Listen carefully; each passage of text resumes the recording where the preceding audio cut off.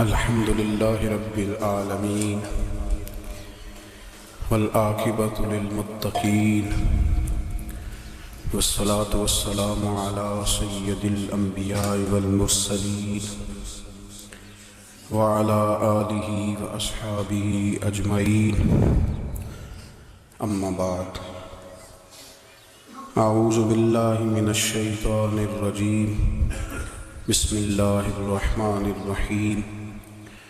يا أيها الناس اعبدوا ربكم الذي خلقكم والذين من قبلكم لعلكم تتقون. آمنت بالله صدق مولانا العظيم وصدق رسولنا بلاغ المبين ونحن على ذلك لمن الشاهدين والشاكرين والحمد لله رب العالمين. قال الله تبارك وتعالى في شان حبيبه مخبرا وامرا إن الله وملائكته يصلون على النبي يا أيها الذين آمنوا صلوا عليه وسلموا تسليما. الصلاة والسلام عليك يا سيدي يا رسول الله وعلى آلك وأصحابك يا سيدي يا حبيب الله. الصلاة والسلام عليك يا سيدي يا نبي الله وعلى آلك وأصحابك يا سيدي يا نور الله. اللهم صل على سيدنا ومولانا محمد معدن الجود والکرم وآلہ وصحبہ وعطرتہ وبارک وسلم.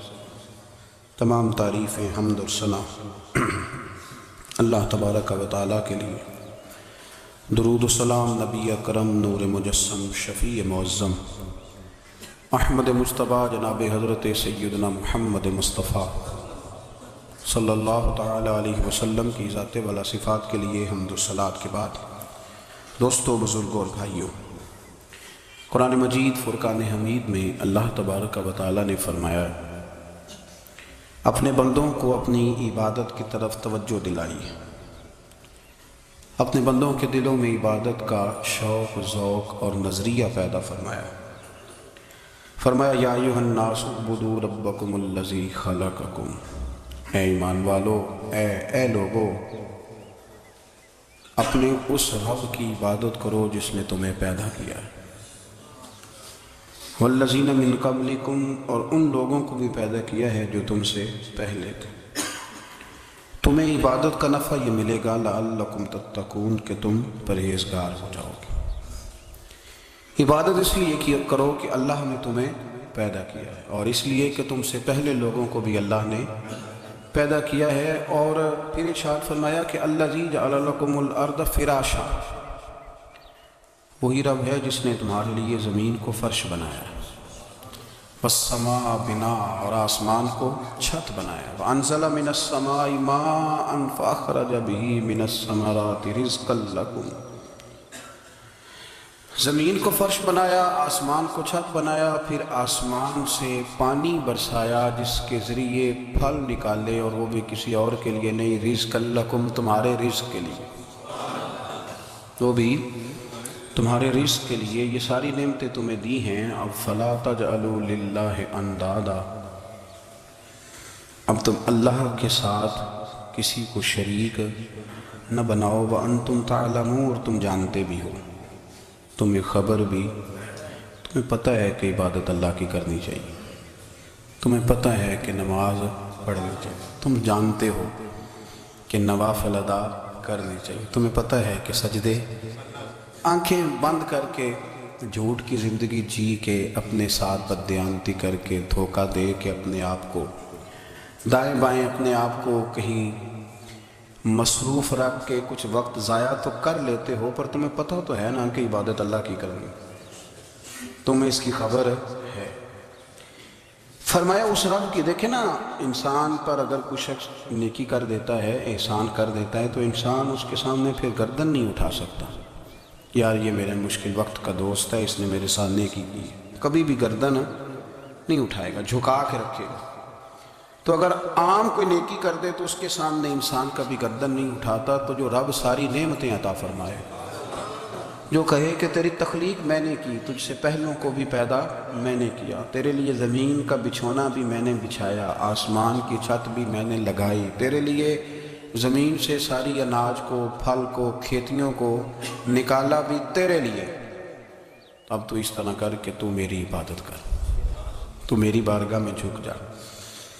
بہت سارے نشے لوگوں کو لگے ہوئے ہوتے ہیں، ہر آدمی کوئی نہ کوئی نشہ کرتا ہے، کوئی دولت کا کرتا ہے، کوئی شہرت کا کرتا ہے، کوئی اپنی تعریف کا نشہ کرتا ہے، دو چار لوگوں سے تعریف سن کے مطمئن ہو جاتا ہے۔ ناراض تو نہیں ہوگی اس جملے سے؟ آپ کرتے ہیں لوگ دولت کا نشہ، یہ جب نقصان ہوتا ہے تو بندے بیمار نہیں ہو جاتے، پیسے ڈوب جاتے ہیں تو لوگ بیمار نہیں ہو جاتے، تو اس کا مطلب یہ ہوتا ہے کہ نشہ ٹوٹ گیا۔ اب بہک ہوئے ہیں نا تھوڑے سے تو کانپتے ہیں، تڑپتے ہیں، پریشان، نشہ ہی اسی طرح ہی کرتا ہے نا، نہیں ملتا تو پریشان ہوتا ہے۔ یہ سارے نشے ہیں، مختلف قسم کا نشہ۔ ہم مانتے نہیں اس بات کو، تسلیم نہیں کرتے، کیونکہ تسلیم کرنا بڑا مشکل کام ہے، اس کے لیے تو بڑی ساری چیزیں جو ہے وہ دبوچ کے اور بڑی سارے رستے پھلانگ کے آنا پڑتا ہے، تو بڑا مشکل ہے ماننا، ورنہ کرتے ہیں ہم، ہمارا مزاج ہے۔ یہ گھومنے پھرنے کا، دنیا دیکھنے کا بھی ایک نشہ ہے، یہ بہت ساری باتیں کرنے کا بھی ایک نشہ ہے، گپ شپ کا بھی ایک نشہ ہے۔ دو چار لوگوں کی جب تک پگڑیاں نہ کھول لیں، بعض لوگوں کو نیند نہیں آتی، یہ غیبت کا، چغلی کا، بددیانتی کا، یہ بھی ایک نشہ ہے۔ اس پر ملا رومی رحمۃ اللہ نے بڑا کلام لکھا ہے، وہ کہتے ہیں مانگ کے کھانے کا بھی نشہ ہے، مانگ کے کھانے کا بھی نشہ ہے۔ وہ کہتے ہیں کہ ایک بھیک مانگنے والی خاتون تھی، تو بادشاہ کے پاس بھیک مانگنے آئی، تو بادشاہ کو پسند آ گئی، اس نے شادی کر لی۔ اب اس کو عادت تھی بھیک مانگ کے کھانے کی، تو وہ کنیزوں سے کہا کرتی تھی کہ فٹافٹ نہ روٹی لے کے آیا کرو، میں 2-3 دفعہ مانگوں تو پھر لایا کرو، چونکہ ایک نشہ ہے نا، تو میں مانگوں 2-4 دفعہ تو پھر۔ تو انسان بہت سارے نشے کرتا ہے، یہ مانتا نہیں، یہ موبائل، یہ فیس بک، یہ سارے نشے ہی ہیں۔ اپنی فوٹو لگا لینا، سارا دن اسی کو دیکھتے رہنا، اور بڑے بڑے سیانے بندے جو وزادار ہیں، بڑے وزادار لوگ ہیں، لیکن وہ بھی سنجیدگی کے قائل نہیں، اس طرح کے نشوں کا شکار ہیں۔ یہ سارے نشے ہیں جو ہم نے پال لیے۔ ہمارے صوفیاء، ہمارے بزرگ فرماتے ہیں کہ تم اس طرح کرو، اگر سارے نشوں سے بچنا چاہتے ہو تو سجدے کا نشہ شروع کرو، سجدے کا نشہ شروع کرو۔ یہ نا اقبال کہتے ہیں، عطار ہو، رومی ہو، رازی، آپ بات کو سمجھیں، عطار ہو، رومی ہو، رازی ہو، غزالی ہو، کچھ ہاتھ نہیں آتا بے آہ سحر گاہ۔ کہتے ہیں بہت بڑا صوفی ہو جیسے فرید الدین عطار تھے، بہت بڑا تصوف کا امام ہو جیسے امام غزالی تھے، بہت بڑا تفسیر کا استاد ہو جیسے امام رازی ہو، عطار ہو، رومی ہو، رازی ہو، غزالی ہو، پر کچھ ہاتھ نہیں آتا بے آہ سحر گاہی۔ اگر سویرے اٹھ کے روتا نہیں نا اللہ کی بارگاہ، اگر تہجد نہیں نہ پڑھتا تو کچھ ہاتھ نہیں آتا بے آہ سحر گاہی، پھر اس کو کوئی چیز نصیب ہے۔ میری بات کی سمجھ آ رہی ہے آپ حضرات؟ جب تک آپ سویرے نہیں اٹھتے، آپ اللہ اللہ نہیں کرتے، آپ کو نوافل کا چسکا نہیں، عبادت کا مزہ نہیں، فرمایا میری عبادت کرو، یہ شوق پیدا کرو، میں نے تمہیں پیدا کیا ہے۔ ہم لوگوں کے نشے، مختلف نشے، بڑا عجیب رنگ ہے۔ محفل کی صدارت کرنے والے بڑے پیر صاحب، بڑے القابات، بیچ میں سے بندہ تلاش کرنے سے بھی نہیں ملتا، اتنے بڑے لقب ہیں اس کے، لیکن وہ سج سنور کے 2.5 گھنٹے بیٹھا رہا محفل میں، اور نماز کا وقت آیا تو اس نے مختصر سی پڑھی، وہ نکل گیا، وہ ہلکے سے سجدے کی، اتنا بڑا عشق رسول نعت کا، ہو کیا بات ہے، اور عشق رسول کا بہت بڑا پیغام پر، بہت بڑا مبلغ، وہ بیچارہ سمجھ ہی نہیں سکا کہ اللہ کے رسول نے فرمایا تو نماز پڑھ میری آنکھیں ٹھنڈی ہو جائیں گی۔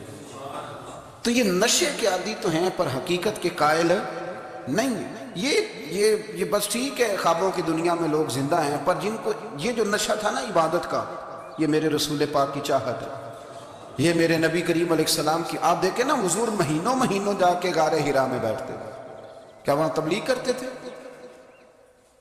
کوئی کتاب لکھتے تھے؟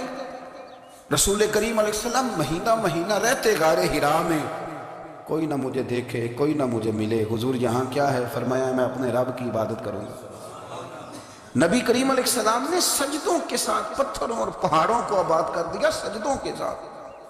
آپ کا سجدہ آپ کو بہت ساری چیزوں سے چھڑا لیتا ہے، یہ بہت ساری جگہوں سے جھکنے سے بچا لیتا ہے۔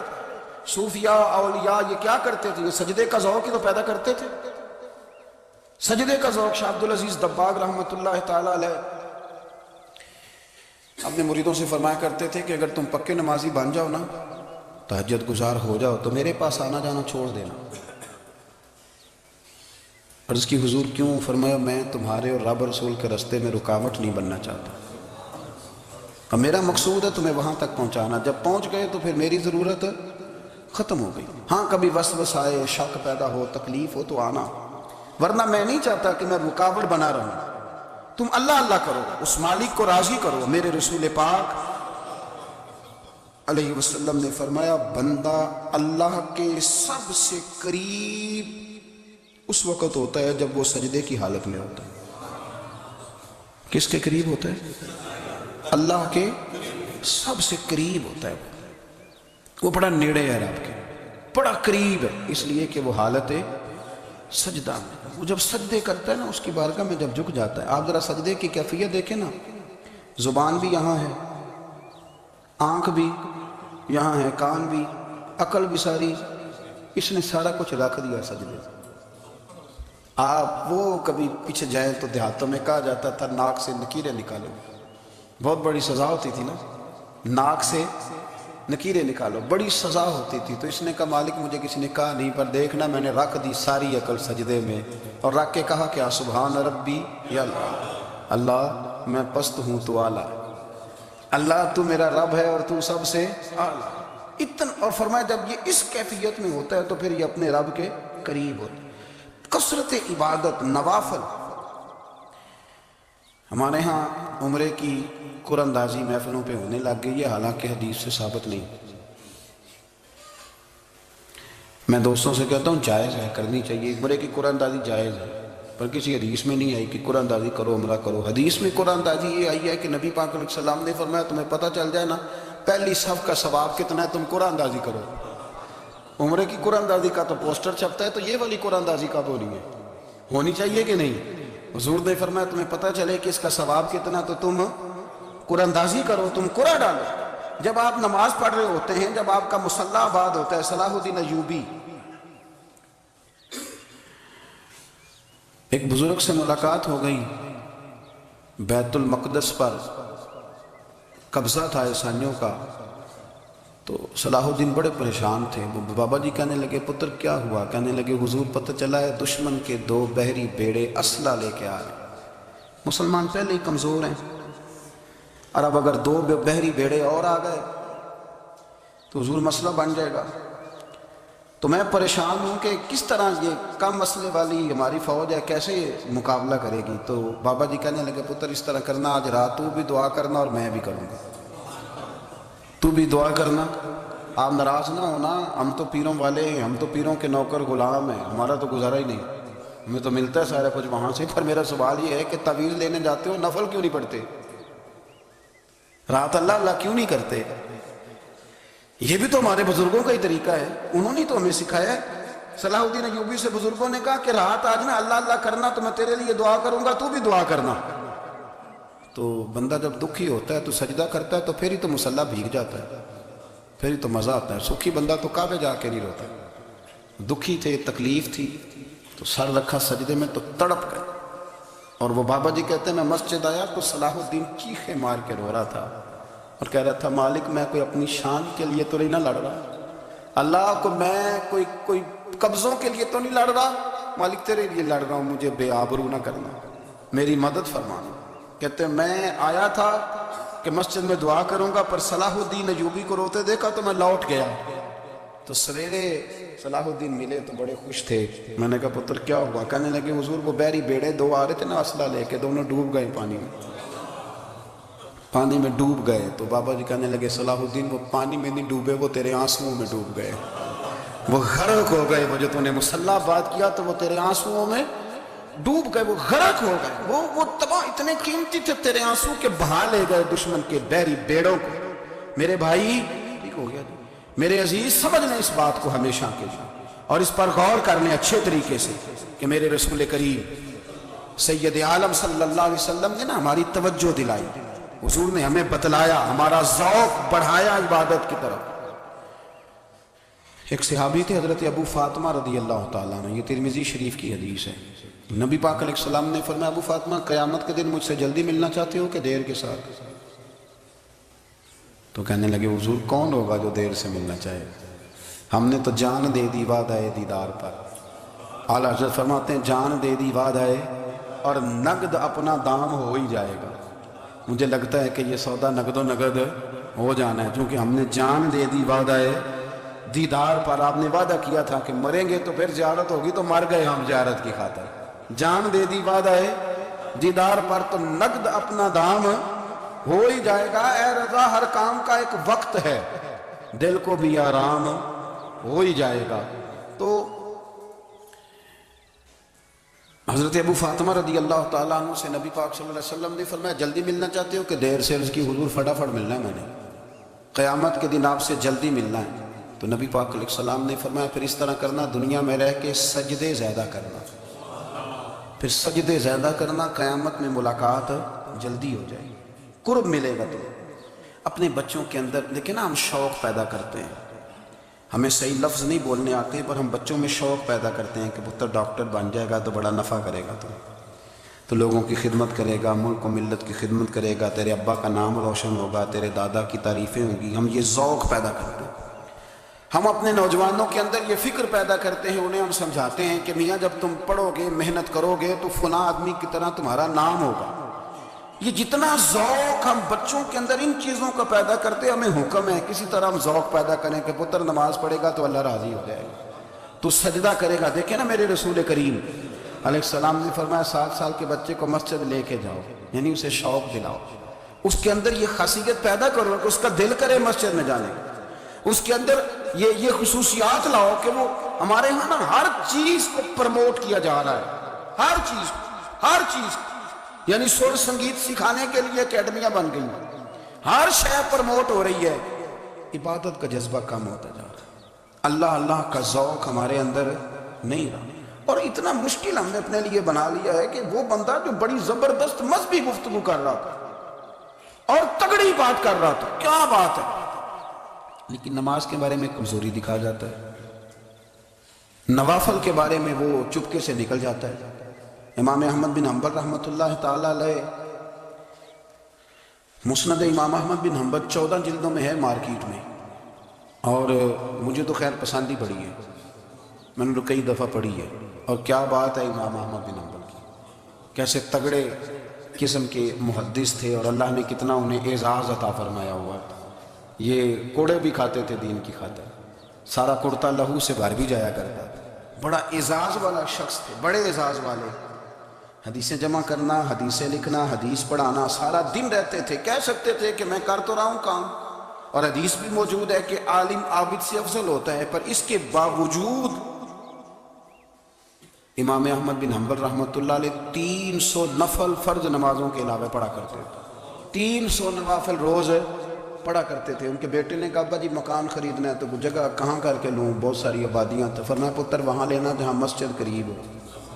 میرے رسول کریم سید عالم صلی اللہ علیہ وسلم اتنا پسند کرتے مسجد کو، اتنا پسند کرتے نماز کو، کہ رسول کریم صلی اللہ علیہ وسلم تہجد کی نماز بھی پڑھتے، پھر حضور فجر کی نماز بھی پڑھتے، نبی پاک وتر کو الگ کر کے پڑھتے، عشاء کے ساتھ نہیں پڑھتے۔ یہ تو ہم اس لیے اجازت دی ہمارے بزرگوں نے کہ بعد میں اٹھے گا کون علیحدہ وتر پڑھنے کے، عشاء کے ساتھ پڑھ لیں، وتر پڑھتے، تہجد پڑھتے، فجر پڑھتے، اشراق پڑھتے، چاش پڑھتے، پھر مغرب کی نماز کے بعد 6 رکعت اوابین پڑھتے، پھر رات کو صلاۃ اللیل پڑھتے۔ سیدہ عائشہ صدیقہ کہتی ہیں زمانہ سو جاتا اور میرے رسول مصلی بچھا کے کھڑے ہو جاتے، او یار کھیتی باڑی کر کے نہیں، محنت مزدوری کر کے نہیں۔ جناب عائشہ کہتی ہیں میں یہ بھی دیکھتی کہ حضور ایک آیت شروع کرتے تو ساری رات اسی کو پڑھتے، اور میری نظر جاتی تو قدم مبارک پہ ورم آ جاتا، یار نماز پڑھ کے اتنی مشقت کر کے، اتنی جد و جہد کر کے ورم آ گیا، یا رسول اللہ اتنی محنت کیوں کرتے ہو؟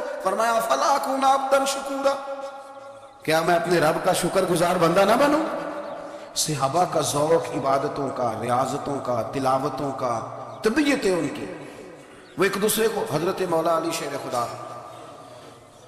کرم اللہ تعالیٰ وجہہ الکریم کے زمانے میں روم کے بادشاہ نے کہا یار یہ مسلمانوں کا پتہ تو کرو، یہ آخر کیوں اتنے زیادہ مجاہد ہیں؟ اس زمانے میں جاسوس بھیجنے کا مزاج تھا، اب تو جاسوس پکڑا جاتا ہے، اب تو جاسوس اور جاسوسی کا شوق ویسے آج بھی ہے۔ عرض کروں تھوڑی سی بات اس عنوان سے، پتہ کیا ہمارا مسئلہ ہے؟ ہم جہاں جاتے ہیں نا وہاں تھوڑی خوشبو سونگنے کی کوشش کرتے ہیں، وہ کیا ہے تو یہ کیا ہے تو ادھر کیا ہے تو تھوڑا سا ادھر کیا ہے۔ میرے رسول پاک پڑھیے درود شریف، سارے پڑھیے ذرا زور سے، صلی اللہ تعالی۔ نبی پاک علیہ السلام نے فرمایا جاسوسی نہ کرنا ورنہ تم بندوں کو خراب کر دو، اور فرمایا اس طرح نہ ہو کہ تم کسی کے آپ کھول نہ نکلو تو تمہارے پہلے کھول جائیں۔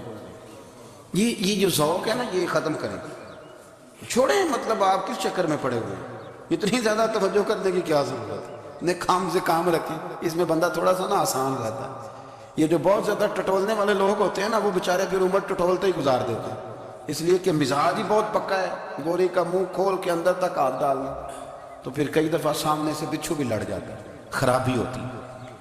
تو جاسوسی کی جاتی تھی، اس نے بھی جاسوس بھیجے، کیونکہ قبیلوں کے لوگ تھے، کچھ مسلم کچھ کافر، پہچانے نہیں جاتے تھے لوگ، تو کچھ لوگ اس نے بھیجے، انہوں نے آ کے نا تحقیق کی،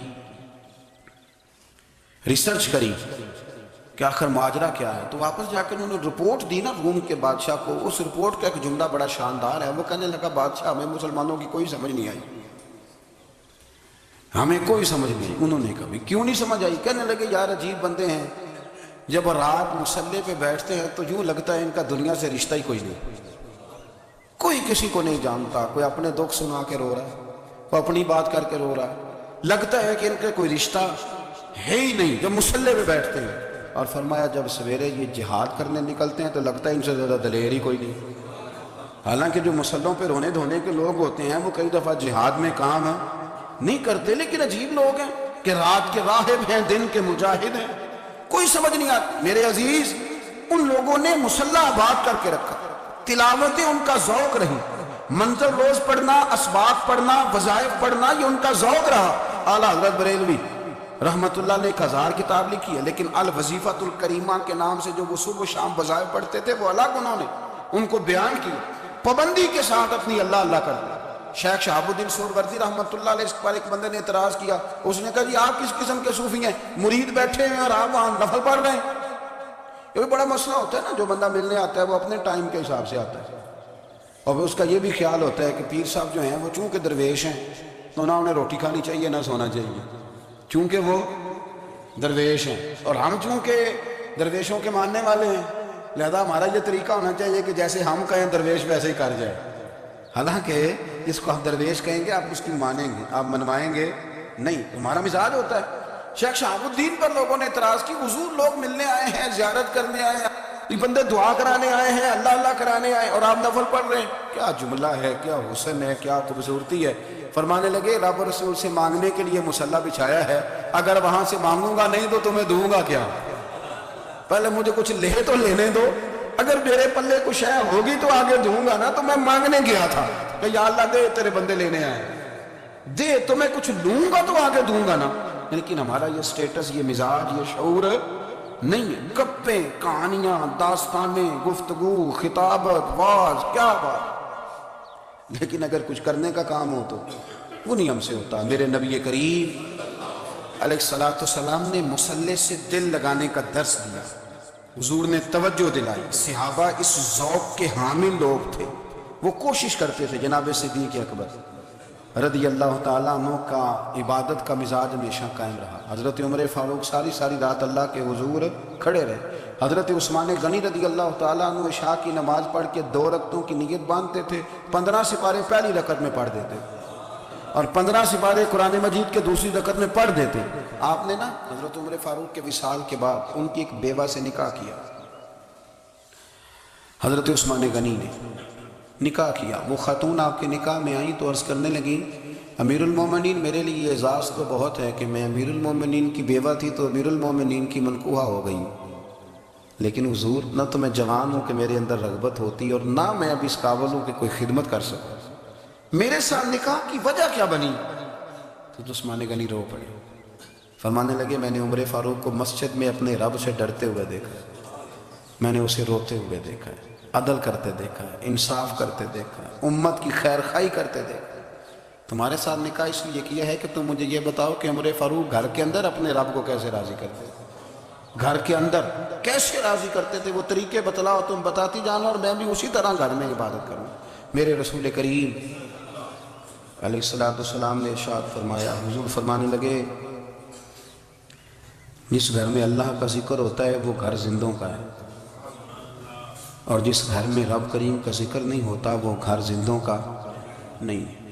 گھر نا ہم نا کتابوں میں پڑھتے ہیں کہ ایک بزرگ کہتے ہیں، حضرت فضیل بن عیاض کہتے ہیں کہ میں ایک گلی سے گزر رہا تھا تو گھر کے اندر کسی قاری صاحب نے قرآن کی آیت پڑھ دی، وَلِمَنْ خَافَ مَقَامَ رَبِّهِ جَنَّتَانِ، میں تو میرے کانوں سے ٹکرائی تو اللہ نے میری کایا ہی پلٹ دی، میں توبہ کر گیا۔ اب گھر کے اندر سے آواز آئے تو صحیح نہ تلاوت کی، پر اندر سے آواز آتی نہیں، یا ڈیک بجنے کی آواز آتی ہے، یا ٹی وی چلنے کی آواز آتی ہے، یا دھوم مچانے کی آواز آتی ہے۔ عبادت کا وہ جو خاص شوق تھا، وہ جو حسن تھا، وہ جو توانائی تھی، وہ جو بات تھی۔ ایک جگہ پہ ہم بیٹھے تھے تو وہاں ایک صاحب آئے اور انہوں نے آتے ہی کہا کہ مہربانی کریں ذرا مجھے مصلی دے دیں، میرے نہ کچھ نفل رہ گئے۔ تو میں نے وضو کر لیا تو کوئی مصلی مل جائے، مصلی انہیں دے دیا گیا، وہ مصلی لے کے چلے گئے۔ تو پیچھے ایک صاحب نے تبصرہ کیا، کہنے لگے کتنا ریاکار بندہ ہے، لوگوں کو دکھا رہا ہے کہ میں نفل پڑھتا ہوں، ہے کوئی بات کرنے والا؟ میں نے اسے کہا، میں نے کہا تو مہربانی کرنا، اس طرح کی ریاکاری تو بھی کر، پکڑ مصلی اور جا تو بھی تھوڑی ریاکاری کر کے آ، اٹھ ذرا، شکر کر کوئی یہ ریاکار بھی ملا ہے، کوئی نفل پڑھ کے ریاکاری کر رہا ہے۔ اللہ کا میں کہتا ہوں کو پڑھے تو صحیح نہیں یار، یہ کوئی دور ہے نفل پڑھنے کا، اس میں تو لوگوں کا مزاج ہی نہیں، طبیعت ہی نہیں۔ میں نے کہا چل مہربانی کر یہ لے مصلی اور تو بھی جا تھوڑی سی، یا کاریا ریاکاری کرو تو صحیح نا، مزاج ہی نہیں، ذوق۔ جمعے کی نماز پڑھ کے یوں دنیا بھاگتی ہے، اوہ ہو پتہ نہیں کون سی پیچھے آگ تھی جو بجھائی جائے گی، اور آج تک لوگ مسئلہ پوچھ رہے ہیں کہ جمعے کی بعد والی سنتیں کتنی ہوتی ہیں۔ میں نے کہا کتنے سال ہو گئے جمعہ پڑھتے، کتنے سال ہو گئے، ابھی تک سنتوں کا نہیں پتہ، ابھی تک نہیں علم کے پہلے کتنی رکھتے ہیں اور بعد میں کتنی رکھتے ہیں۔ فجر کی سنتیں کب پڑھنی چاہیے، سنو فجر کی سنتوں کے بارے میں۔ میرے رسول کریم سید عالم صلی اللہ تعالیٰ علیہ وسلم سے ایک صحابی نے پوچھا تھا، حضور میری فجر کی سنتیں رہ گئیں یا رہ جاتی ہیں تو حکم کیا ہے؟ کیا انداز ہے حضور کا، بخاری مسلم کے لفظ سنو۔ حضور سید عالم صلی اللہ علیہ وسلم فرمانے لگے، اس نے کیا پوچھا تھا، حضور جواب کیا دیتے؟ فرمایا فجر کی سنتیں کبھی نہ چھوڑنا، فجر کی پہلی 2 سنتیں کبھی نہ چھوڑنا۔ یا رسول اللہ صلی اللہ تعالیٰ علیہ وسلم میری رہ گئی یا رہ جاتی ہیں؟ فرمایا فجر کی 2 سنتیں نہ چھوڑنا، فرمایا فجر کی پہلی 2 سنتیں مجھے دنیا اور دنیا کے اندر جو کچھ ہے وہ سب سے زیادہ پیاری ہے۔ فجر کی 2 سنتیں دنیا میں جو کچھ ہے مجھے وہ سب سے زیادہ پیاری ہے، اس لیے فجر کی سنتیں نہ چھوڑیں۔ اپنا ذوق، اپنی طبیعت، ہم نے نا ذوق غلط بنا لیا۔ اگر 20 بندے کہہ بھی دیں گے تو نے بڑی شاندار تلاوت کیا تو کیا اس سے بنے گا؟ 100 بندہ کہہ بھی دے تیری کیا بات ہے، کیا بات ہے نعت خاں کی، کیا بات ہے علامہ صاحب کی، پیر صاحب، پیر مہر علی شاہ صاحب رحمۃ اللہ علیہ۔ آپ تشریف فرما تھے تو آپ کے ایک ہی بیٹے بابو جی جن کو کہا جاتا ہے، جس دن صاحبزادے پیدا ہوئے تو خادم نہ وہاں سے نکلا، ان لوگوں کے شوق اور طرح کے تھے نا تو ان کی توجہ بھی اپنے شوق کی طرف رہتی، تو خادم نکلا اندر سے، پیر صاحب مبارک ہو، پیر صاحب مبارک ہو، پیر صاحب مبارک ہو، پیر صاحب مبارک، وہ شور کر رہے ہیں۔ تو پیر صاحب کو وجد ہو گیا، اللہ اکبر اللہ اکبر اللہ، وہ کیا ہوا، کس بات کی مبارک دے رہے ہو؟ عرض کی حضور اللہ نے بیٹا دیا۔